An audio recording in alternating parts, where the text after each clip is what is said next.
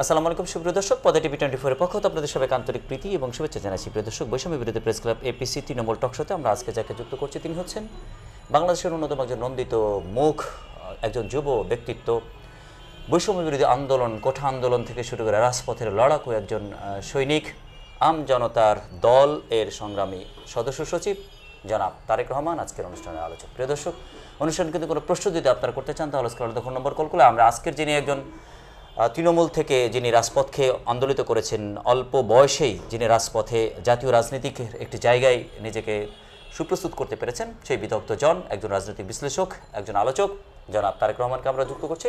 দর্শক, আপনারা আমাদের সাথে যুক্ত করুন। জি জনাব তারেক ভাই, আপনি দর্শক শ্রোতাদেরকে জানাতেন দীর্ঘ সময় ধরে আপনার পথ চলা, উত্তরবঙ্গের সেই সন্তানটি, সে হাঁটি হাঁটি পাপা করে মায়ের কোল থেকে, পিতার কোল থেকে পরবর্তীতে রাজপথে এসে আপনি আওয়াজ তুলেছেন। আধিপত্যবাদের সংগ্রামের অন্যতম একজন কণ্ঠস্বর হিসাবে আপনি আপোষহীন ছিলেন, যার কারণে নিপীড়ন ছিল, আপনার উপরে নির্যাতন ছিল, আপনাকে গুম করা হয়েছিল, অনেক কিছুই আপনার এই শরীরের উপর দিয়ে গেছে, মানসিকতার উপর দিয়ে গেছে। আপনি দর্শকদেরকে জানান কি প্রেরণা বা উৎসাহ বা উদ্দীপনার ভিত্তিতে আপনি দেশপ্রেমিক একজন রাজনীতিক হিসাবে নিজেকে সুপ্রস্তুত করার মানসিকতা পেলেন? আমরা 2017-18 দিকে যখন নিয়োগ বঞ্চিত হচ্ছিলাম বারবার ভাইবা পরীক্ষা দিয়ে, সেখান থেকে নিজেদের প্রয়োজনে আমরা আন্দোলনে যুক্ত হই। যেমন কৃষি ব্যাংকের নিয়োগ জালিয়াতি হওয়ার পরে তেজগাঁও কলেজে আমরা ওই কলেজকে কেন্দ্র হিসেবে বাতিল করার জন্য কথা বলি। বাংলাদেশ ব্যাংকের নিয়োগ জালিয়াতির পরে বাংলাদেশ ব্যাংকের ভিতরে গিয়ে আমরা প্রতিবাদ করি সেখানে, এবং দুই জায়গাতে গিয়ে হামলার শিকার হয়েছিলাম। এটা এই সব কিছু ছিল যে আমরা কেন বঞ্চিত হচ্ছি, নিজেদের প্রয়োজন, হ্যাঁ, এবং পাশাপাশি অনিয়ম কেন হবে। তো ওইখান থেকে একটু একটু করে অ্যাক্টিভিজম আন্দোলন শুরু করতে করতে 2018 সালে কোটা আন্দোলনে পাবলিক লাইব্রেরিতে আমরা উদ্যোগ নিলাম সবাই মিলে, যারা 3-4 জন ছিল, মিনা আলামিন, সুমন কবির, তারপরে দিন মোহাম্মদ, সাকিব চৌধুরী সহ আরিফ, আমরা কয়েকজন উদ্যোগ নিয়ে 18 কোটা আন্দোলনটা তৈরি করি আর কি। 18 কোটা আন্দোলন যখন তৈরি করেন ওই সময় ভিপি নূর, যিনি পরবর্তীতে আরেকটি রাজনৈতিক দল করেছেন, তিনিও তো কোটা আন্দোলনের একজন স্টেক ছিলেন। এদিকে আপনারা আপনার জায়গা থেকে একটা টিম নিয়ে কোটা আন্দোলন করেছেন, ওদিকে ভিপি নূর বা রাশেদরা একটা আন্দোলন করছে। আপনাদের উইং বা ওদের উইংয়ের মধ্যে আসলে কোনো বৈপরীত্য ছিল নাকি আসলে সহমর্মী সহযোদ্ধা হিসেবে আপনারা আসলে রাজপথে ছিলেন? আমরা আন্দোলনের প্ল্যাটফর্মটা তৈরি করি, আন্দোলনের ডাক দেই। এই ডাকটা ভিপি নূর বা রাশেদ বা মামুন তারা দেয়নি। আচ্ছা, শুরুটা আপনার কাছ থেকে বা আপনাদের টিম থেকে? জি, আমরা 3 ফেব্রুয়ারি রাত 10টার দিকে এই ঘোষণাটা দেই, এবং তখন ডেটটা ছিল 16 ফেব্রুয়ারি, শুক্রবার পরীক্ষা আমাদের আন্দোলন। তো 14 ফেব্রুয়ারি আমরা হলো লাইব্রেরিতে বসি। সেই দিন সুমন কবির, মিনা আলামিন, আমি ছিলাম আর কি। আমরা আমাদের সংগঠনের নামকরণ করি বাংলাদেশ সাধারণ ছাত্র অধিকার সংরক্ষণ পরিষদ। ওই দিনই সংগঠনের প্রতিষ্ঠা। তো ওই দিন আমরা পাবলিক লাইব্রেরির ছাত্র যারা আছে তাদেরকে বললাম 16 তারিখে প্রোগ্রাম আপনারা আসবেন কিনা। তখন বলতেছে যে না, আমরা 16 তারিখে পারবো না, 17 তারিখে। তখন আমরা আবার 17 তারিখে আমরা প্রোগ্রাম দিলাম। ওই দিন দিলোয়ার নামে একটা ছাত্রলীগ নেতা ছিল, আমরা ওখানে ব্যানার বানায় রাখছিলাম পাবলিক লাইব্রেরিতে। ও আমার উপর হামলা করে পাবলিক লাইব্রেরিতে, তখন আমি ওরে পিড়াই। আচ্ছা, ঠিক আছে, মানে পাল্টা আঘাত?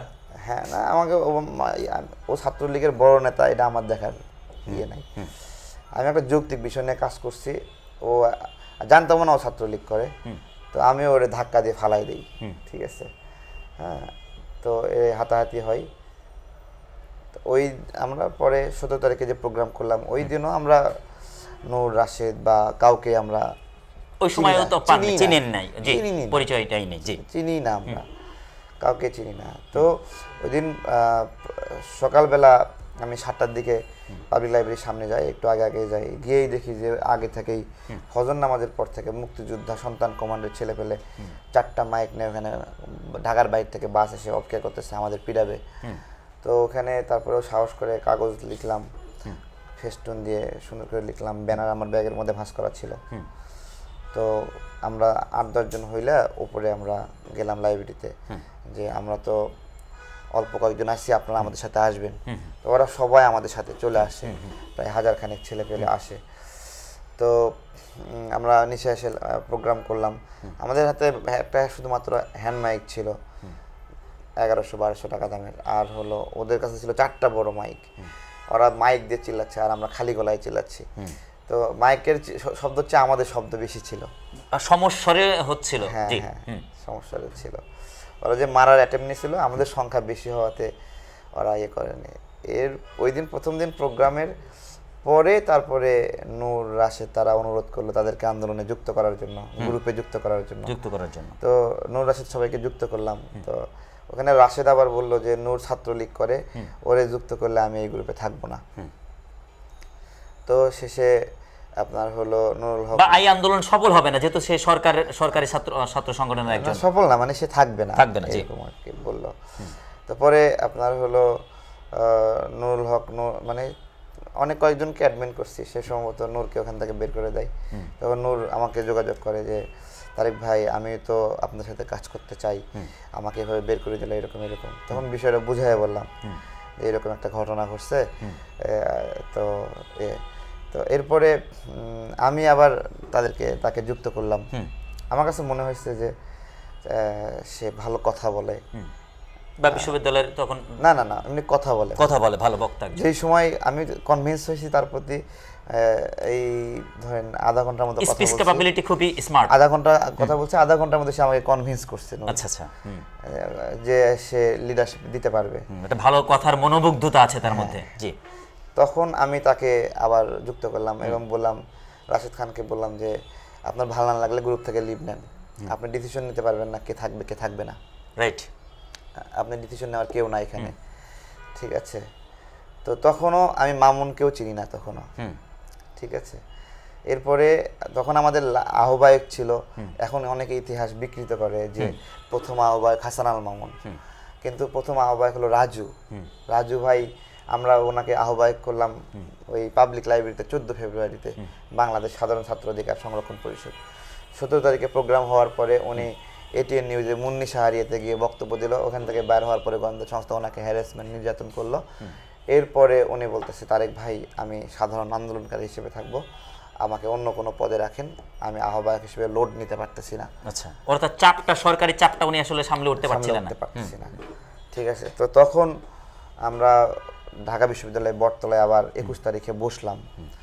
21 ফেব্রুয়ারি না 21 ফেব্রুয়ারি, হ্যাঁ 21 ফেব্রুয়ারি সম্ভবত আমাদের একটা প্রোগ্রাম হয়।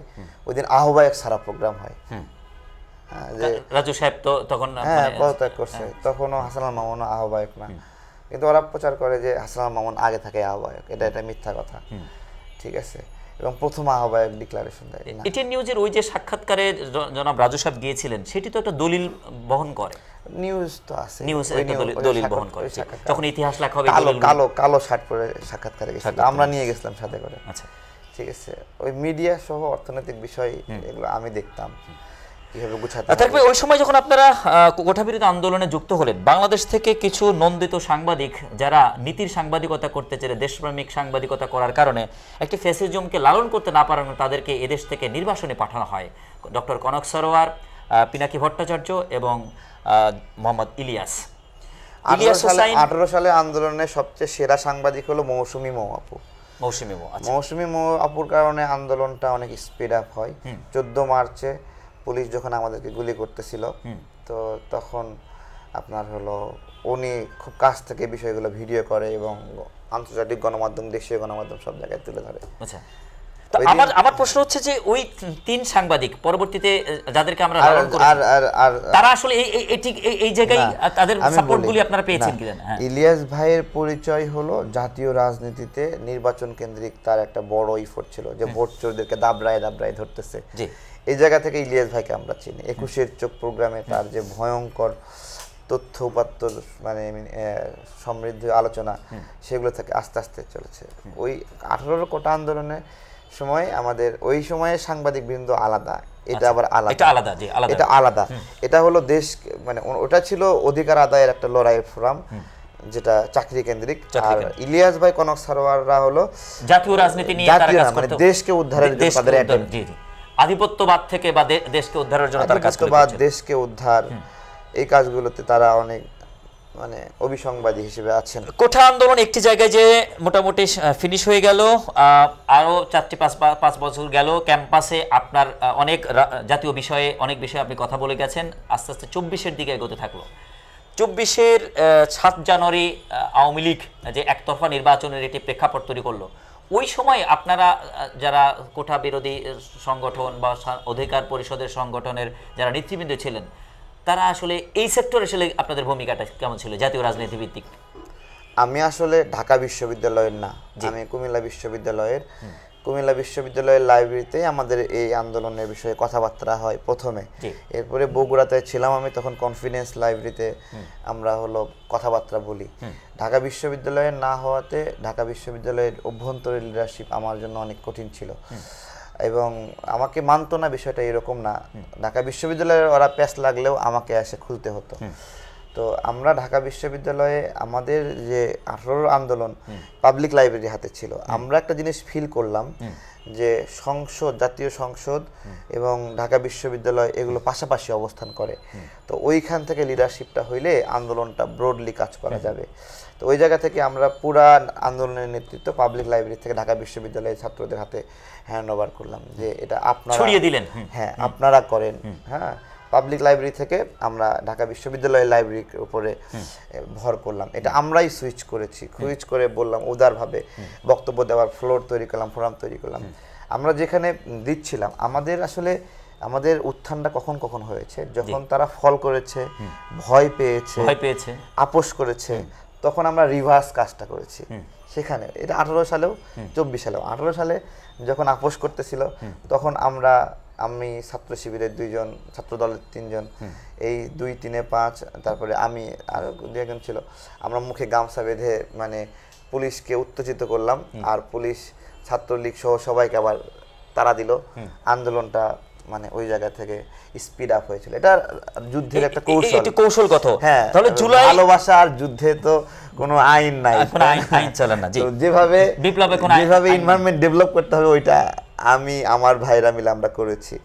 ঠিক আছে, 2024-এর আন্দোলনের এখানেও আমরা ঢাকা বিশ্ববিদ্যালয়ের না থাকাতে ওই জায়গাতে আমাদের মানে সবসময় অ্যাভয়েড করা হয়েছে, বয়কট করা হয়েছে, রেস্ট্রিকশন দেওয়া হয়েছে। শুধু এখানে না, ছাত্র অধিকার, যুব অধিকার, বহিরাগত ছাত্রদের এখানে মানে না, বহিরাগত না, মানে ওখানে একটা আছে, চিন্তা আছে যে তারা তাদের মধ্যে নেতৃত্ব রাখবে, বাহিরের কাউকে এখানে দেবে না, এই ধরনের একটা ছিল। তো আমাদের সে 18 সালে যখন সবাই পলাতক ছিল, তখন আমরা এখানে পতাকাটা এরকম গাইরা বলছি যে আমরা এখান থেকে আছি এখানে। ঠিক আছে, আমরা এক্সটার্নাল ফোর্সরাই সেখানে ঢাকা বিশ্ববিদ্যালয়ে নিয়ন্ত্রণ নিলাম 8 এপ্রিলে। পুরো রাত জুড়ে মানে 14 মার্চ সবাই পালায় গেছে। আমি, তারপরে ঢাকা কলেজের ইকোনমিক্স ডিপার্টমেন্টের একটা ছেলে, ঢাকা বিশ্ববিদ্যালয়ের 2 একজন ছিল, আমরা মিলে ওইখানে ওই আপনার কি বলে দোয়েল চত্বরের আগে ওইখানে দাঁড়ায় গেলাম। এখানে মাত্র কয়েকজন মিলে এখানে, এবং বলতেছে যে আসো, পুলিশকে বলতেছে আসো তোমরা বাংলা একাডেমির সাইডে, বাংলা একাডেমির সাইডে দোয়েল চত্বরের ওই পাশে। হ্যাঁ, তো এটা হলো হাইকোর্টের ওই কর্নারটিতে আছে, ওখানে। তো ওইখানে আমরা দাঁড়ায় গেলাম। ওইখানে যেটা করতেছিলাম, বাতাসটা ছিল পুলিশের দিকে, আমাদের দিকে না। পুলিশ টিয়ারশেল মারতেছিল, বাতাসটা টিয়ারশেলের ধোঁয়াটা ওইদিকে যাচ্ছিল। আচ্ছা, তখন আমরা চিন্তা করলাম যে টিয়ারশেল যেহেতু মারতেছে, আমরা যদি 10টা টিয়ারশেলের 5টাও যদি কুড়িয়ে নিয়ে পুলিশকে মারতে পারি আবার ফাটার আগেই, তাহলে পুলিশই উল্টা মানে পিছনে যাবে। মানে ওদের ভিতরে রাগ তৈরি করলে একটা আলাদা রাগ না।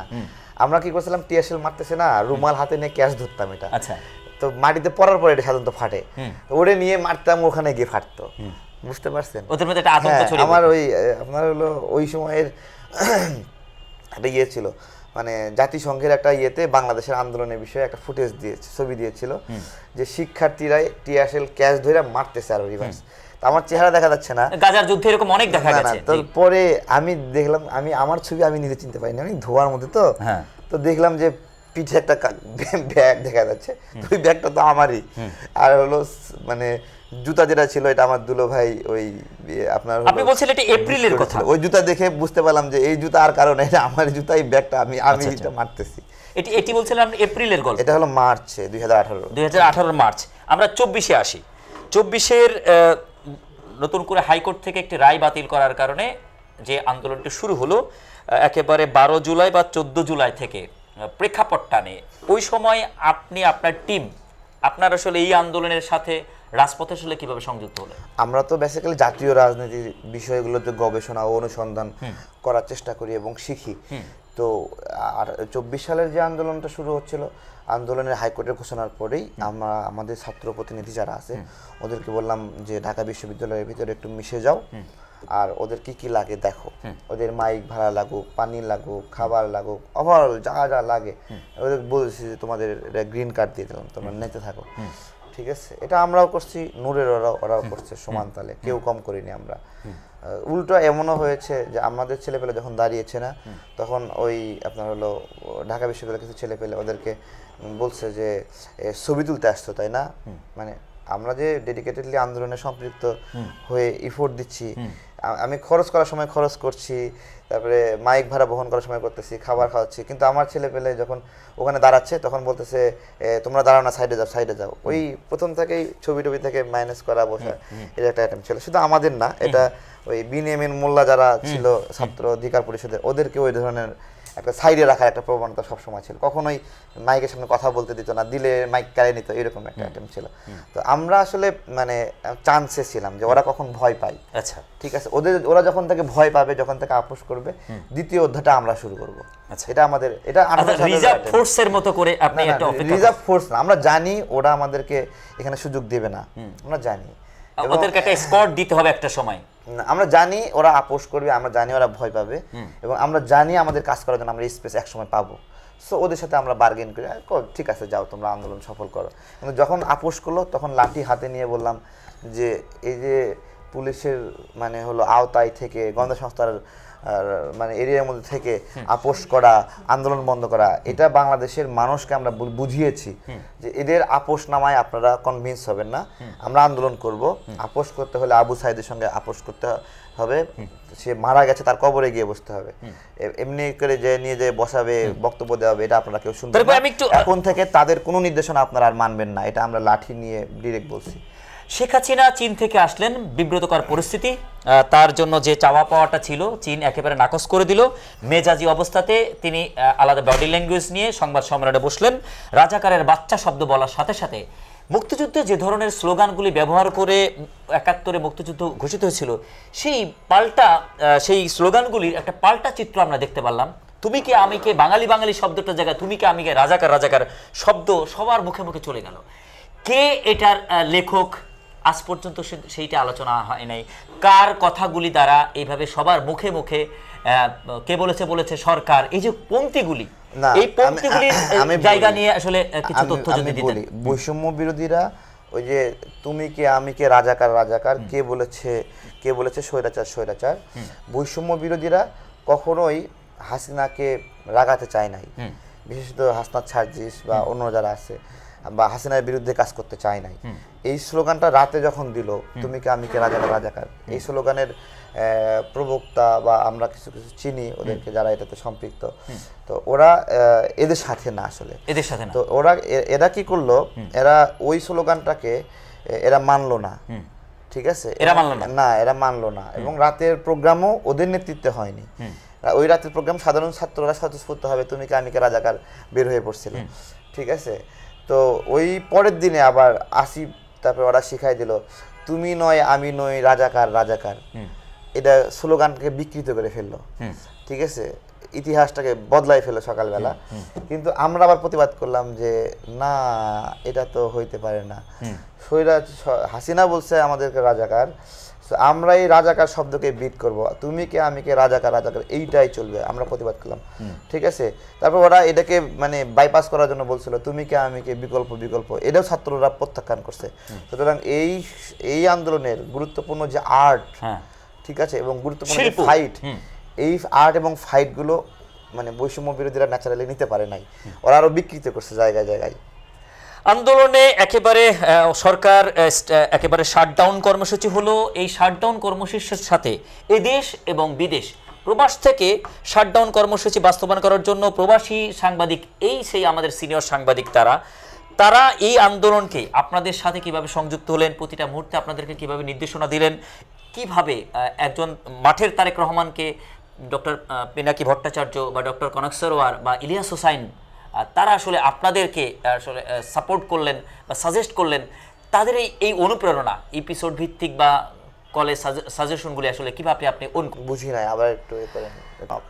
আন্দোলনের এমন একটা প্রেক্ষাপট চলছে, শাটডাউন কর্মসূচি, এদিক থেকে হচ্ছে ইন্টারনেট সংযোগ বন্ধ, বিদেশ থেকে রেমিটেন্স শাটডাউন চলছে, যারা সিনিয়র সাংবাদিক রয়েছেন ডক্টর কনক সরোয়ার, পিনাকি ভট্টাচার্য, ইলিয়াস হোসাইন, তারা তো সবসময়ই আন্দোলনের সরকারের বিরোধিতা করতে করতে তারা তো তাদের জায়গা থেকে নানা ধরনের টিপস আপনাদেরকে দিয়েছে। এদিকে রাজপথে আপনারা আছেন, আর ওদিকে তারা আপনাদেরকে থিম দিচ্ছেন। এই থিমগুলি সমন্বয় করে একেবারে চূড়ান্ত 5 আগস্ট পর্যন্ত বা 36 জুলাই পর্যন্ত আসলে কিভাবে তাদের সাজেশনগুলি আপনারা আসলে অ্যাবজর্ব করতে পারলেন, বা এটাকে কতটা ক্যাপাবল হিসাবে আপনারা অ্যাসিভ করতে পারলেন? দেখেন, পিনাকি দাদা, তারপরে ফেস দ্য পিপলের সাগর ভাই, কনক সরোয়ার ভাই, ইলিয়াস ভাই, তারা জানতেন এটা বিষয় যে ওরা আপোষ করবে বা এরকম, এবং তারাও আমাদেরকে পিক করেছিলেন যে আমরা আপোষ করব না। ঠিক আছে, সেই জায়গা থেকে যখন 17 জুলাইয়ের দিকে আন্দোলন বন্ধ করে দিয়ে সবাই হল টল ছেড়ে চলে যাওয়া শুরু করলো, ঢাকা বিশ্ববিদ্যালয়ের শিক্ষার্থীরা, এটা এক ধরনের আত্মসমর্পণ করা। বিজেপি একদম ঘিরে রাখলো। না, ঢাকা বিশ্ববিদ্যালয়ের ছেলে পেলে তারা অনেক সংখ্যা, ঢাকা বিশ্ববিদ্যালয়ের ভিতরে তো কেউ মরে না, তাই না? এটা তো এতটুকু তো নিরাপদ। এরকম নিরাপদ জায়গা পেয়েও তারা ঢাকা বিশ্ববিদ্যালয় থেকে আন্দোলন ছাইরা চলে গেল। আর আমরা বাহিরে কি পরিমাণ গুলি করতেছিল সবাই জানেন। এরকম গুলির মুখেও আমরা দাঁড়িয়ে গেছি। রামপুরা, বাড্ডা, বনশ্রী, মোহাম্মদপুর, যাত্রাবাড়ি, বসুন্ধরা, এই এলাকাগুলোতে আমার কাজের পরিধি ছিল। আমি এই প্রত্যেকটা এলাকায় নিজে উপস্থিত ছিলাম। মানে 1 ঘন্টার জন্য হলেও আন্দোলনটাকে রিডিজাইন করা। রিডিজাইন বলতে যে আমাদের আর ব্যানার ফেস্টুনে কাজ হবে না। ঠিক আছে, গুলি করতেছে, আপনি একটা ফেস্টুন নিয়ে দাঁড়ায় কি করবেন বলেন? এখানে ডিরেক্ট লড়াই করতে হবে, ফাইট করতে হবে, ডু অর ডাই। হ্যাঁ, ডু অর ডাই, ফাইট করতে হবে। আমাদের মারতেছে, আমরাও প্রতিরোধ করব, আমরাও ছাড় দেব না। ব্যানার ফেস্টুন ফেলো, বাঁশের লাঠি হাতে ধরো, এটাই আর কি বিষয়। সরকার আন্দোলনকে কন্ট্রোল করার জন্য একেবারে ফ্লাইং অবস্থা থেকে যেভাবে গুলি ছুড়ল, এবং এই গুলির চিত্র এদিকে আপনারা রাজপথে, ওদিকে উপর থেকে যে চিত্রগুলি হয়, এটি সরকার তো আগের সরকার তো সব বরাবরই অ্যাভয়েড করে গেছে, এখন তো তথ্য প্রমাণে বেরিয়ে আসছে। আপনারা তো চাক্ষুষ, আপনারা আন্দোলনরত, আপনাদের উপর থেকে গুলি ছোড়া হচ্ছে, বিভিন্ন হতাহতের বিষয়গুলি ঘটছে, এটির একটি চাক্ষুষ চিত্র যদি দর্শক। ওকে, আমরা যখন রামপুরা বনশ্রী এলাকা, রামপুরা ব্রিজের উপরে পুলিশকে পরাজিত করলাম, পুলিশ টিভি সেন্টারে ঢুকলো, তারপর টিভি সেন্টার, ছাত্র জনতা, এটার উপরে পুলিশ ওখান থেকে গুলি করতেছে, এই কারণে টিভি সেন্টারের উপর হামলা হয়েছে। বেসিক্যালি পুলিশ টিভি সেন্টারের ভিতর থেকে নিরাপদে গুলি করছিল ওখান থেকে। ঠিক আছে, ওই কারণে ওখানে হামলাটা হয়। তো ওইখানে পুলিশকে যখন আমরা পরাজিত করলাম, এরপরে র্যাব আসে, আমরা র্যাবকেও পরাজিত করি। এরপরে বিজিবি আসে, আমরা বিজিবিকেও আটক করে ফেলি, এবং বিজিবিকে আমরা ছাড়ি নাই। বিজিবিকে যখন আটক করলাম, ঘেরাও নিলাম, আটক করলাম, তখন হেলিকপ্টার থেকে গুলি করা শুরু করে দিল। তখন আমরা বিজিবিকে আটক করে ভিডিও বার্তা দিলাম, 10 মিনিটের মধ্যে উপর থেকে হেলিকপ্টার সরাতে হবে, না হলে বিজিবি যারা আমাদের কাছে বন্দী আছে, আটক আছে, তাদের অবস্থা জন্য আমরা দায়ী থাকবো না। হ্যাঁ, এখানে একটা মানুষ যদি মরে তাহলে বিজিবিকে কেউ ছাড়বে না। তো এর প্রেক্ষিতে এই ভিডিও বার্তার সাথে সাথে ইউটিউবে, ফেসবুকে ভাইরাল হয়ে যায়, তখন উপর থেকে হেলিকপ্টার সরায় নাই। আপনি আন্দোলনের চলাকালীন সময়ে আপনাকে গুম করা হয় বিভিন্নভাবে, বিভিন্ন জায়গায় আপনাকে নেওয়া হয়। কত তারিখ থেকে কত তারিখ পর্যন্ত আপনার সাথে এরকম আপনার শারীরিক অ্যাসল্ট থেকে শুরু করে প্রেশারগুলি? 2024 সালে 22 জুলাই আমাকে গ্রেপ্তার করা হয়। ওকে, আমাকে গ্রেপ্তার করার সময় সম্ভবত সামনে 10-12টা 13টা এরকম গাড়ি ছিল, পিছনে 10-12-13টা গাড়ি ছিল, মোটামুটি 25-26 বা 30টার মতো গাড়ি আমাকে গ্রেপ্তার করতে গেছিল। ভাবছিল আমরা বড় টিম নিয়ে এখানে আসি, করতেছি, ঠিক আছে, এই ধরনের একটা আয়োজন, যুদ্ধ ভাব। হ্যাঁ, পুরা বাড়ি এলাকা ঘিরাই নেওয়া, মানে এতটাই তারা মানে ভয় পেয়েছে বা এতটাই তারা সিরিয়াস হিসেবে নিয়েছে। আমরা যেই রামপুরা, বসুন্ধরা এলাকা, বনশ্রী এলাকা, এই এলাকাতে যে রিভার্স চার্জ করলাম, এইটা শেখ হাসিনা নিতে পারে নাই, কারণ এটাই ছিল শেখ হাসিনার পতনের স্পার্কিং পয়েন্ট। হ্যাঁ, তো এই স্পার্ক পয়েন্টটাই পরে বিস্ফোরিত হয়েছে। তো ওই জায়গাতে আমরা বিজিবিকে আটক করার বিষয়টা এরকম ছিল, যখন বললাম যে ঢাকায় বিজিবি আত্মসমর্পণ করছে, হ্যাঁ, এটা যখন ছড়াই পড়লো তখন ঢাকার বাইরে আরো 7-8টা জেলায় বিজিবি পরের দিন দুপুরের আগে আত্মসমর্পণ করে। বুঝতে পারছেন, এইটা একটা মেসেজ ছিল যে বিজিবি আত্মসমর্পণ করতেছে, এটা সারা বাংলাদেশে প্রশাসনের মাজা ভেঙে দেয়। তো ওইটা শেখ হাসিনা আমাকে টার্গেট করে যে এই ছেলে বিজিবিকে এভাবে মানে হলো অপদস্থ করছে, হ্যাঁ, তো ওই জায়গাতে টার্গেট করে সে আমাকে উঠায় এনে যায় আর কি। 22 তারিখ থেকে কত তারিখ পর্যন্ত আপনি কারারুদ্ধ ছিলেন বা অবরুদ্ধ ছিলেন বা আপনি আয়নাঘরে ছিলেন? 22 তারিখ থেকে সম্ভবত 2 দিন ছিলাম ডিজিএফআই এর হাতে, ওকে, এরপরে র্যাব 1 এর হাতে, তারপরে সেখান থেকে র্যাবের মিডিয়া সেন্টারে, সেখান থেকে আবার ডিবি অফিসের এখানে নিয়ে আসলো। ডিবি অফিসে সুলতান সালাউদ্দিন টুকু, তারপরে আমির খসরু ভাই, শিমুল বিশ্বাস ভাই, তারপরে নুরুল হক নুরও ছিল সেখানে, হ্যাঁ, এরকম আরও সহযোদ্ধারা যারা আছে, তারপরে জামাতি ইসলামের নাইম ভাই ছিল, আমরা একসাথে ছিলাম। ওইখান থেকে আবার হলো আমাকে মানে কোনো বিচারকের সামনে না তুলেই কেরানীগঞ্জে পাঠায় দেয়। এটা একটা অদ্ভুত বিষয় ছিল যে আমাকে আইনের মুখোমুখি বা অ্যাড্রেস করেনি, ঠিক আছে। এটা আমি খুব ভয় পাচ্ছিলাম যে বিচারকের সামনে নিলে একটা ডকুমেন্টেড হলো যে আমাকে বিচারিক প্রক্রিয়ায় আছি আমি, কিন্তু হ্যাঁ দালালি, কিন্তু যখন আমাকে সরাসরি কেরানীগঞ্জে পাঠাচ্ছে তখন আমি ভয় পেয়ে গেছি। সাধারণত কেরানীগঞ্জ, কাশিমপুর এগুলোতে অনেক আপনার হলো আনরিকগনাইজড আসামিকে পাঠায়, যেগুলোকে পরে তারা এটাকে খরচের খাতায় ফেলবে, এইরকম বন্দুকযুদ্ধ দেখিয়ে। হ্যাঁ, তো আমরা ভয় পাচ্ছিলাম যে আমাদেরকে কেন নেয় না। আবার অনেক সবার দেখি যে ওকালতনামা আসে কেরানীগঞ্জে, আমার কোনো ওকালতনামা আসে না। আচ্ছা, তখনও বুঝতে পারতেছি যে তার কাছে হয়তো খবর যায় না, আপনার খবরটা হয়তো মানে আমি যে বন্দী হিসেবে কাস্টডিতে আছি এইটাই তারা অ্যাড্রেস করতেছে না, এরকম একটা বিষয় আছে।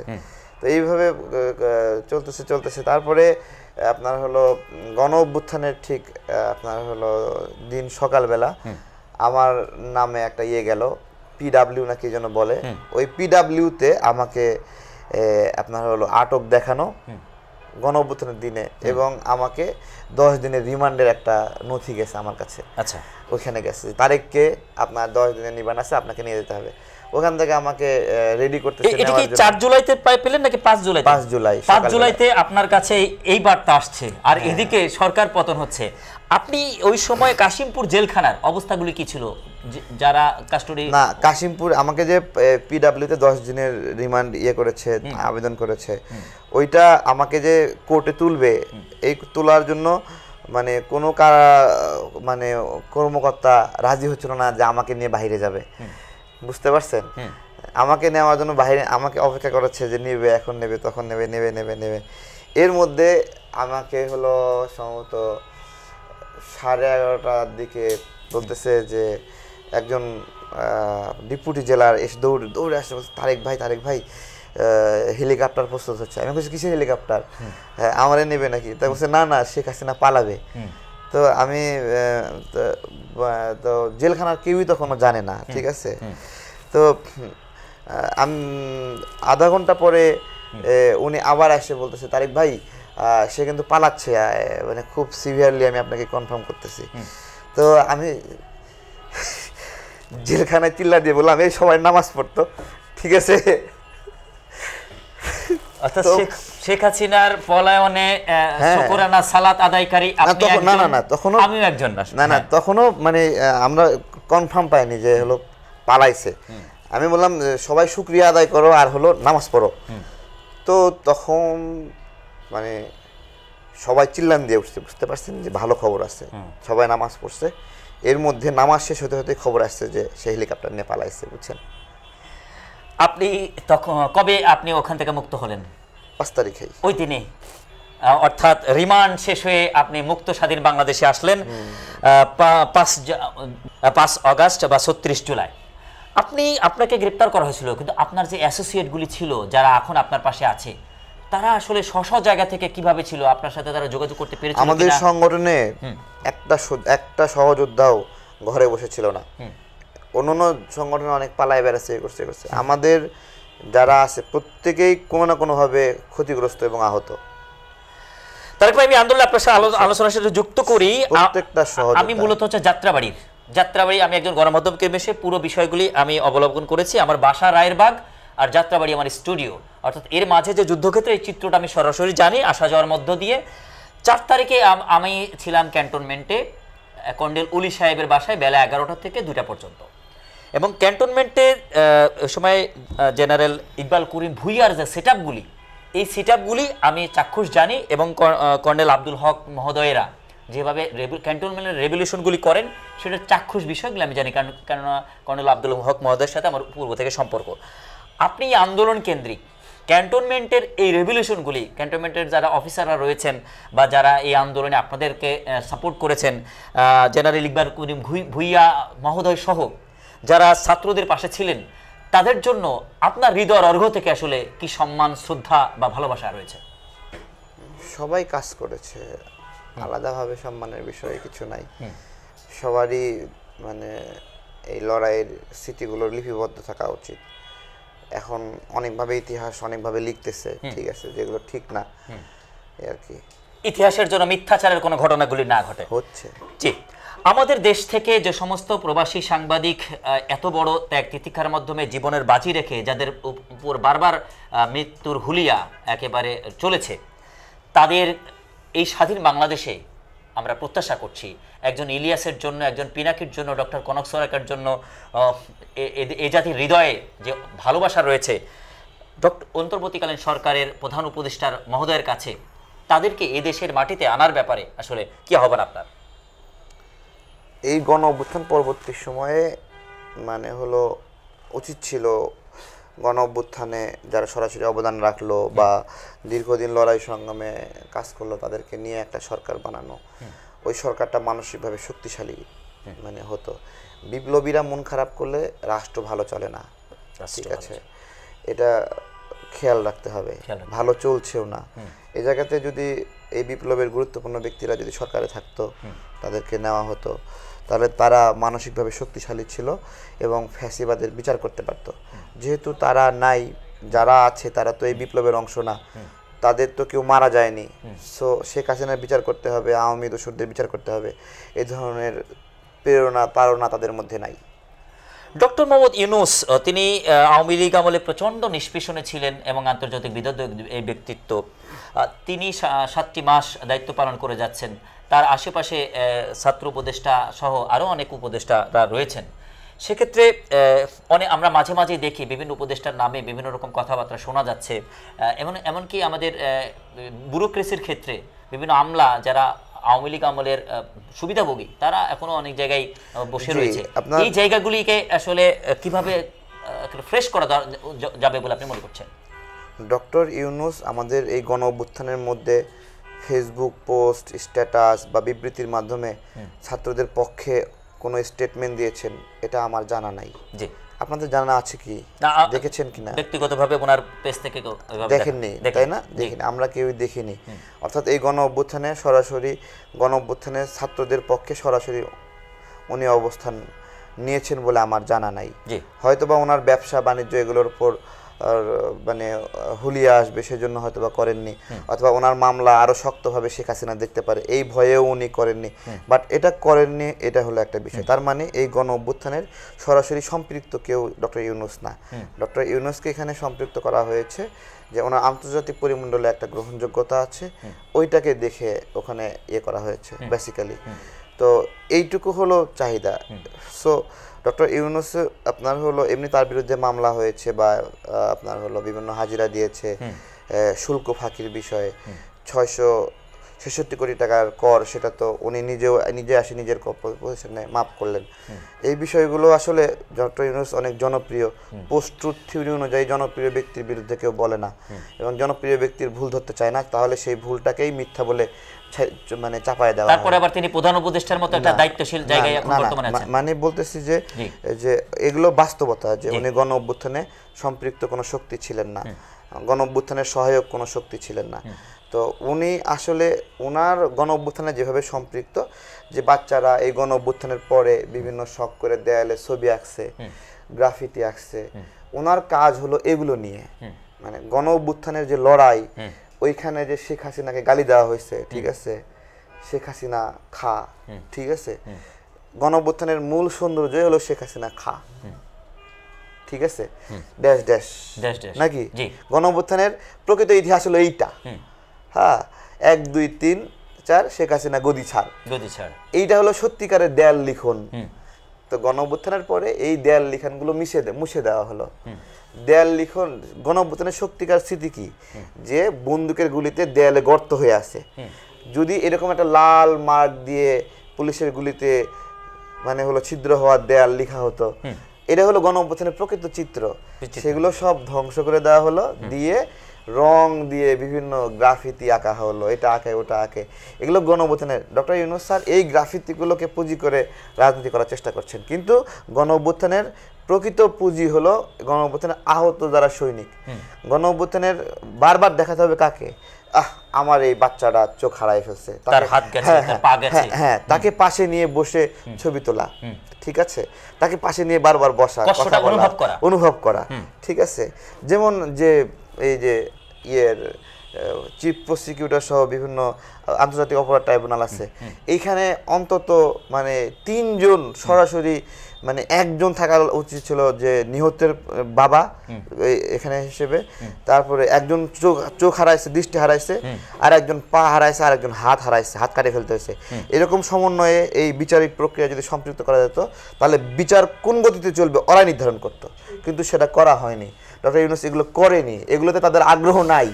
আগ্রহ নাই মানে নাই। ডক্টর ইউনূস আওয়ামী লীগের সঙ্গে অ্যাডজাস্ট করেছে, এই মারাত্মক সত্য ডক্টর ইউনূসকে স্বীকার করতে হবে। সচিবালয়, আমলা, পুলিশ, র্যাব, প্রত্যেকটা জায়গায় শেখ হাসিনার দোষরদেরকে তিনি প্রশ্রয় দিয়েছে এবং উনি মেনে নিয়েছে যে এদের সঙ্গে ওনার চলতে হবে। এবং উনি এইটা করেছে শুধুমাত্র বিরোধী শক্তি যারা সম্ভাব্য ক্ষমতায় আসতে চায় তাদেরকে চ্যালেঞ্জ করার জন্য, তাদের সাথে প্রতিযোগিতা করার জন্য আওয়ামী লীগের এই শক্তিকে উনি ব্যবহার করেছে। জনাব ডক্টর মোহাম্মদ ইউনূস আসার পরে আমাদের মন্ত্রিপরিষদ, মুখ্য সচিব, জনপ্রশাসন সচিব, সাচিবিক যে জায়গাগুলো আমরা দেখলাম, 82 এবং 82 স্পেশাল ব্যাচ থেকে 80 জনের মধ্যে থেকে 50 জনের অধিককে ভূতপেক্ষ সচিব করা হলো, অথচ অন্যান্য ব্যাচের যারা অফিসার রয়েছেন তাদেরকে উপেক্ষা করা হলো। এক ব্যাচের মধ্যেই দেশপ্রেম খুঁজে পাওয়া হলো, বাকি ব্যাচের অফিসারদের উপেক্ষা করা হলো।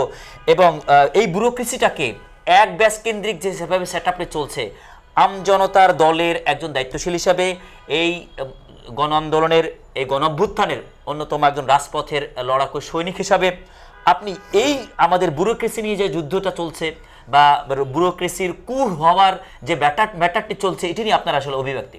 আমি আপনাকে বলি, জি, ডক্টর ইউনূস চট্টগ্রামের মানুষ, জি, চট্টগ্রামের নাগরিক যারা আছে তারা মন খারাপ করবেন না, ঠিক আছে। এই গণঅভ্যুত্থানের পরে যে উপদেষ্টাগুলো নেওয়া হয়েছে, 13 জন উপদেষ্টা চট্টগ্রাম থেকে নিচ্ছে। তারপরে ছাত্র সমন্বয়কের বিভিন্ন কর্তৃত্ব, এইটাও ওই অঞ্চল ভিত্তিক প্রভাবটা বেশি, ঠিক আছে। এটার মানে খারাপ প্রভাব কি জানেন? এটা খারাপ প্রভাব হলো আমাদের নর্থ বেঙ্গল, ময়মনসিংহ বিভাগ, খুলনা বিভাগ, বরিশাল বিভাগ, এই যে অঞ্চলগুলো আছে, হ্যাঁ, এই অঞ্চলগুলোতে সম্পদের বন্টন সঠিকভাবে হবে না। এই উপদেষ্টারা যখন সচিব নিয়োগ দিবে, তখন ওরাও চিন্তা করবে ওদের ভাই ব্রাদার, আত্মীয় স্বজন, পরিচিত জন তারা ওই চট্টগ্রামের মধ্যে পড়বে। এরা যখন একান্ত সচিব নিয়োগ দিবে, এরা যখন পিএস নিয়োগ দিবে, সবকিছু দিবে, যার ফলে ওই যে উপসচিব, যুগ্ম সচিব, অতিরিক্ত সচিব সবই একই ক্যাটাগরি। এর ফলে রাষ্ট্রের সম্পদের বন্টন ঠিক মতো হবে না, রাষ্ট্রের তদারকি ঠিক মতো হবে না, রাষ্ট্রের বিভিন্ন আপনার হলো রাষ্ট্রের বিভিন্ন প্রজেক্ট প্রকল্প পাওয়ার ক্ষেত্রে নর্থ বেঙ্গলের মানুষ পাবে না। এগুলো বিভিন্ন ধরনের বৈষম্যের শিকার। দেখেন, এই সময়ে সবচেয়ে প্রয়োজনীয় জিনিস কি ছিল? আমরা আমাদের উত্তরবঙ্গের মানুষ প্রতিবার আমরা বন্যায় কষ্ট পাই, আমাদের এখানে খরায় কষ্ট পাই। উচিত ছিল ডক্টর ইউনূস স্যারের প্রায়োরিটি লিস্টে 1 নম্বরে রাখা হলো তিস্তা প্রকল্প, উত্তরবঙ্গের সেচ প্রকল্প রাখার কথা ছিল। কোনো ধরনের কোনো ব্যবস্থাপনা আছে? 7টা মাস সময় পেয়েছিল, এই 7 মাসে আমাদের খাদ্য সমস্যা হয়, 7 মাসে 7টা খাদ্য গুদাম তৈরি করতে পারতো। আজকে রংপুরের আলু চাষিরা আলু রাখার জন্য জায়গা পাচ্ছে না, তারা প্রচুর আলু ফলাইছে। এবার সরকারি তৈরি করা যেতে পারতো, উদ্যোগ নেওয়া যেতে পারতো, এগুলো কিছু নেওয়া হয়নি। এটা নেওয়া হয়নি শুধুমাত্র ওই একই কারণে যে সবগুলো এক বিভাগ থেকে উপদেষ্টা নিয়েছে, তারা শুধুমাত্র তাদের স্বার্থ, তাদের প্রকল্প, তাদের এগুলো নিয়ে ব্যস্ত। এটা স্বাভাবিক বিষয়। যে এলাকার আমি আমার জেলার মানুষকে বেশি ভালোবাসবো, আমার ওখানে জন্ম, আমি প্রিফার দেবো, ঠিক একইভাবে তারা এই জায়গাতেও এটা একটা ভুল হয়েছে। এই যে ন্যায়সঙ্গত ভারসাম্য, আমজনতার জায়গা থেকে জনতার দলের পক্ষ থেকে আসলে এই বিষয়গুলি অ্যাড্রেস করে আপনারা তো যেহেতু কথা বলছেন, সেক্ষেত্রে আরও কোন কোন বিষয়ে অ্যাড্রেস করে আসলে বলা দরকার? জনতার দলের মূল লক্ষ্য আসলে কি? আগামী ত্রয়োদশ সংসদ নির্বাচন নিয়ে প্রেক্ষাপট বা স্থানীয় সরকার নির্বাচন নিয়ে প্রেক্ষাপট, যদিও হাঁটিহাঁটি পা করে একটা শিশুতোষ অবস্থা আপনাদের দলের, সারা দেশে এই দলটিকে আসলে রান করাতে হবে, সেক্ষেত্রে জনতার কাছে আসলে কতটা অ্যাকসেপ্টেবিলিটি পাচ্ছে? রক্তরঞ্জিত রাজপথ থেকে, রক্তের হোলি খেলার জায়গা থেকে যে দলগুলি তৈরি হচ্ছে, আপনারা তৈরি করছেন বা আরও দুটা দল তৈরি হচ্ছে, তারা এই গণ অভ্যুত্থানের যে মূল স্টেক হিসাবে তারা যে প্রত্যাশাগুলি করছে, সেটির জন্য আসলে কোন কোন বিষয়গুলি একেবারে পুনর্নির্ধারণযোগ্য হওয়া উচিত বলে আপনি মনে করছেন? গণ অভ্যুত্থানের পরে অনেক নতুন নতুন রাজনৈতিক প্রক্রিয়া, চাপ সৃষ্টিকারী গোষ্ঠী তৈরি হয়েছে। আপনার হলো এদের অনেকে গণ অভ্যুত্থানের পূর্বে কোনো সামাজিক অংশীদারিত্ব ছিল না, এখন হঠাৎ করে এসে বিভিন্ন মানে সংগঠন খুলে মাথা ঝুঁকায় ঝুঁকায় বিপ্লব দেখায়। বিপ্লব কি এরকম মাথা ঝুঁকানো নাকি? হ্যাঁ, মাথা ঝুঁকায় ঝুঁকায় মনে হয় এই মুহূর্তে ইউনূস স্যাররে খাইয়ে ফেলবো, এই মুহূর্তে সরকারে খাইয়ে ফেলবো, এই মুহূর্তে অমুকরে খাইয়ে ফেলবো, তছনছ করে দেবো। যমুনা ঘেরাও করতেছে। আরে ভাই, যমুনা ঘেরাও করা কি ফাজলামের বিষয়? যমুনাতে কে আছে? ডক্টর ইউনূস স্যারকে আমরা সমালোচনা করি, কিন্তু আমরা কি চাই ডক্টর ইউনূস স্যারকে আমরা হলো সে হোঁচট খাইয়ে পড়ে যাক? আমরা তো চাই না। কথায় কথায় যমুনা ঘেরাও করা, সচিবালয় ঘেরাও করা, আমরা এগুলো পছন্দ করি না। যারা এগুলো করতেছে 24-এর গণ অভ্যুত্থানের পরে এগুলো করতেছে, এরা 24-এর গণ অভ্যুত্থানের আগে এদের কোনো স্টেক হোল্ডারশিপ ছিল না। এখন আইসে মাথা ঝুঁকায় ঝুঁকায় মানুষ এদের বডি ল্যাঙ্গুয়েজের কারণে মানুষ ওরে বাপরে বাপ, তো ব্যাপক একটা না না না, তো মানে সে তো অস্থির একটা মানুষ এইরকম করতেছে, এগুলো আসলে অ্যাকসেপ্টেড না। আমরা নতুন রাজনৈতিক দল চাই, নতুন সংগঠন আসবে, প্রক্রিয়া আসবে, স্বাধীনতা আছে, ঠিক আছে, কিন্তু মৃগীর রুগীর মতো লাফায় লাফায় আপনার হলো আসে নতুন করে এই সময় আসে বিপ্লব ঘটাবে, ওই বিপ্লব আমরা মানে রুখে দেব। আর নতুন করে বাংলাদেশে বিপ্লবের দরকার নাই ভাই। এখন সুন্দর একটা নির্বাচন হবে, মানুষ ভোট দেবে, মানুষের ভোটে সংসদে নেতারা যাবে, যায় গঠনমূলক আলোচনা করে দেশ গঠন করবে, এটাই এখন বাকি আছে। এই আন্দোলনের অন্যতম একটি বৃহৎ জোট জাতীয়তাবাদী দলের নেতৃত্বে 20 দলীয় জোট এবং তার প্রধান শীর্ষ দল হিসাবে বিএনপির নেতৃবৃন্দরা আপনাদের পাশে থাকা বা বিদেশ থেকে এই দলের সাবেক তাদের জায়গা থেকে আন্দোলনগুলি ত্বরান্বিত করা বা আগামীতে তারা যে প্রত্যাশাগুলি করছে, সরকারের কাছে জাতীয় সংসদ নির্বাচনগুলি চাচ্ছে, আমজনতার দল সিঙ্গেলভাবে এগোবে নাকি কোনো জোটের ভিত্তিতে যাবে?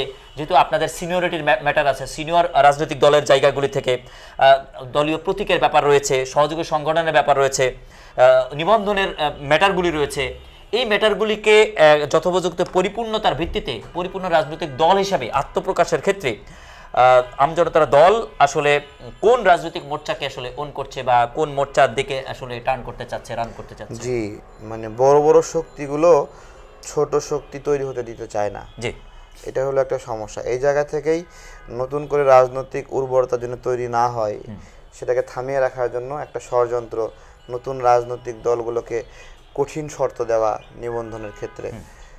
এটা যারা আছে এক্সিস্টিং, ওরা চায় না নতুন করে কেউ পাক, তাদের প্রতিযোগিতা বাড়ুক, এটা চায় না। এটা সহজ করা দরকার। আমি আপনাকে বলি, অর্থাৎ আরপিও নীতি, যে নিবন্ধন নীতি যেটি রয়েছে, আমি আপনাকে বলি, ধরেন একটা দলের রাজনৈতিক কার্যক্রম শুধুমাত্র চট্টগ্রামকে কেন্দ্র করে, ও অন্য জায়গায় ও রাজনীতির প্রয়োজন নাই। তারা একটা দল হিসেবে তাদের এলাকার প্রতিনিধিত্ব করবে না? অবশ্যই। অথবা কিছু মানুষের একটা দলের প্রতিনিধিত্ব আছে শুধুমাত্র নর্থ বেঙ্গলে এবং ঢাকাতে টুকটাক কাজ করে, তারা কি রাজনীতি করবে না? অবশ্যই। এগুলোতে আঞ্চলিক প্রতিনিধিত্ব সৃষ্টিকারী দল, এত জটিলতা তো প্রয়োজন নাই ভাই। একটা দল নিবন্ধন রাজনৈতিক কার্যক্রম করছে, তার সদস্যরা আছে, হতে পারে তাদের ফলোয়ার অনুসারী কম, তারা তো একটা দল, তাদের সেই বার্গেনিং জায়গা আপনি নষ্ট করবেন কেন? তারা যদি নির্বাচনে অংশ নিয়ে জিতে আসে, আপনার সমস্যা কোথায়? গুড ডেমোক্রেসির ক্ষেত্রে বা গুড গভর্নেন্সের ক্ষেত্রে চরমতম হুমকি স্বরূপ কিনা আরপিও নীতির অপসারণ বা এটা বাতিলটা আপনি প্রত্যাশা করছেন কিনা, এটি আপনাদের অন্যতম প্রধান আসলে থিম থাকবে। আপনি যেটি বলছেন সেক্ষেত্রে রাজপথে অনেক দল রয়েছে যারা এই নিবন্ধন প্রথার বিরুদ্ধে দীর্ঘ বছর আন্দোলন করে আসছে এবং তারা তাদের জায়গা থেকে, আপনি যে কথা বললেন, তারা তাদের জায়গা থেকে অধিকারের রাজনীতিতে আসছে, রাজপথে বা রাষ্ট্রে তারা গুরুত্বপূর্ণ ভূমিকা রাখতে চান এবং তারা আপাতমত কিন্তু অনেকে সৎ রাজনীতিক হিসাবে তারা রাজপথ হয়তো কাজ করছেন। তাদের সুযোগ অবারিত করার ক্ষেত্রে ইলেকশন কমিশন আসলে কিভাবে বিষয়টিকে সহজ করতে পারে বলে আপনি মনে করছেন? দেখেন, সবাই সংস্কার সংস্কার করছে, আমরা একটা বললাম যে হ্যাঁ এই সংস্কারটা দরকার। ইলেকশন কমিশনেরও সংস্কারের বিষয়ে প্রস্তাব দিল যে 6টা জেলা কমিটি আর হলো 36টা না কয়টা উপজেলা কমিটি হইলেই আপনার হলো বা 33টা উপজেলা কমিটি হইলেই নিবন্ধন দেওয়া হবে। এটাও প্রস্তাবনা আসলো, কিন্তু সেটাকে পুরা মানে অ্যাভয়েড করে কি করলো যে হলো যে না আগের মতো 21টা জেলা এবং 100টি উপজেলা। তাহলে এই যে সংস্কার প্রস্তাব দিলাম আমরা, সংস্কার প্রস্তাব দিল ইলেকশন কমিশন সংস্কার কমিটি, তাহলে দিয়ে লাভ কি হলো? হ্যাঁ, এটাই আর কি। জি, আমরা অনেক আলোচনা করলাম। দর্শক শ্রোতা, আমজনতার দল, ছাত্র জনতা যারা সারা দেশ থেকে বৈষম্য বিরোধী ছাত্র আন্দোলনের সাথে বা ছাত্র সমন্বয়ক হিসাবে যারা রাজপথে ছিলেন, তাদের উদ্দেশ্যে আপনার কি অভিব্যক্তি থাকছে? না, কারো বিষয়ে কোনো অভিব্যক্তি নাই, সবাই সবার মতো চলুক, ভালোভাবে চলুক। আপনার দল করার ক্ষেত্রে অনেকে দল করতে চাইবে, একজন তারেক ভাইয়ের সাথে মিলে রাজপথে আন্দোলন করতে চাইবে, দলীয় কাঠামোর ক্ষেত্রে, দলীয় জয়েনিং এর ক্ষেত্রে কোনো শর্ত সাপেক্ষের বিষয়টি নিয়ে আপনি দর্শক শ্রোতা আপনার সমাপনী বক্তব্য। আমাদের দল করতে হলে ভারতকে অপছন্দ করতে হবে, এটাই যোগ্যতা, আর কোনো যোগ্যতার প্রয়োজন নাই। ভারত বিরোধী নীতি থাকতে হবে, আধিপত্যবাদের বিরুদ্ধে কথা বলতে হবে। জি দর্শক, এতক্ষণ যুক্ত ছিলেন একজন তৃণমূলের ব্যক্তিত্ব, যিনি দীর্ঘ সময় রাজপথে নেতৃত্ব দিয়েছেন, বৈষম্য বিরোধী ছাত্র আন্দোলনকে নেতৃত্ব দিয়েছেন, কোঠা বিরোধী আন্দোলনের নেতৃত্ব দিয়ে যিনি গুমের শিকার হয়েছিলেন, সেই রাজপথের সর্ব আলোচিত সোশ্যাল মিডিয়াতে অন্যতম একজন অ্যাক্টিভিস্ট হিসাবে যিনি দায়িত্ব পালন করছেন জনাব তারেক রহমান, যে আলোচনাগুলি করলেন, সেই আলোচনাগুলি থেকে বিচার বিশেষ করে দেশপ্রেমিক একটি রাজনৈতিক দল গঠনের ক্ষেত্রে আধিপত্যবাদের বিরুদ্ধের এই রাজনৈতিক দলের প্রতি যাদের ভালোবাসা থাকবে, যারা সত্যিকার দেশপ্রেমিক হিসাবে রাজনীতি করতে চান, তাদের জন্য জনাব তারেক রহমান শেষ কথাটি যেটি বলেছেন যে যারা রাজনীতি ভারত বিরোধী থাকতে পারবেন তারাই আমাদের দলে আসতে পারবেন, তারাই আমাদের দলে রাজনীতি করতে পারেন। এই প্রত্যয় নিয়ে আমজনতার দল রাজপথে কাজ করছে এবং তাদের চাওয়া পূরণ হবে। ইলেকশন কমিশনের ক্ষেত্রে যে আলোচনাটি করেছেন সেটির প্রতি অবশ্যই ইলেকশন কমিশন গুরুত্ব দিবেন। অন্তর্বর্তীকালীন সরকারের প্রধান উপদেষ্টার কাছে যে আহ্বানগুলি করা হয়েছে সেটির প্রতি গুরুত্ব দিবেন এবং বিদেশে যে সমস্ত সিনিয়র সাংবাদিকরা রয়েছেন যারা দীর্ঘদিন এই মাটি থেকে, তার প্রিয় মাতৃভূমি থেকে দূরে আছেন, তাদেরকে এদেশের আনার ব্যাপারে তারা যেন এই দেশে সহজভাবে আসতে পারেন, তাদের আসার বিষয়টিও যেন সহজ করে দেন, সেই বিষয়গুলো আমরা আলোচনা করেছি। এটা অবশ্যই অন্তর্বর্তীকালীন সরকারের পক্ষ থেকে আসলে গুরুত্ব দেওয়া হয় বলে আমরা মনে করছি। দর্শক, পরবর্তী অনুষ্ঠানে নতুন করে আলোচককে বা আজকের আলোচককে পুনর নতুন করে বিষয়ে যুক্ত করার প্রত্যাশাকে আজকের মধ্যে বিদায় টানছি। আমাদের সাথে থাকুন। আসসালামু আলাইকুম।